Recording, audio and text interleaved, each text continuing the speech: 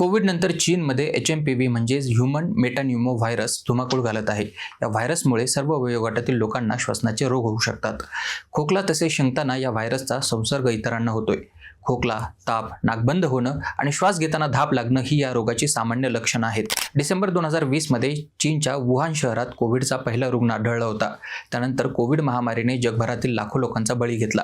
त्यानंतर पुन्हा एकदा या नवीन श्वसन रोगाच्या प्रसारामुळे जगभरात पुन्हा कोविडसारखी परिस्थिती तयार होण्याची भीती निर्माण झाली आहे। सोशल मीडियामधील अनेक पोस्टवरून मिळालेल्या माहितीनुसार चीनमध्ये HMPVचा मोठा उद्रेक झालाय। लहान मुलं-मुली आणि वृद्ध लोकांमध्ये या विषाणूचा मोठ्या प्रमाणात संसर्ग झालाय।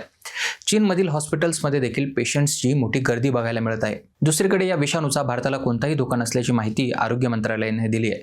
केंद्रीय आरोग्य मंत्रालयाअंतर्गत येणारी national centre for disease control ही संस्था अशा प्रकारच्या संसर्गाच्या प्रकरणांवर बारकाईने लक्ष ठेवून आहे। तुम्हाला याबद्दल काय वाटतं ते आम्हाला कमेंट करून नक्की कळवा आणि बघत राहा सिविक मिरर।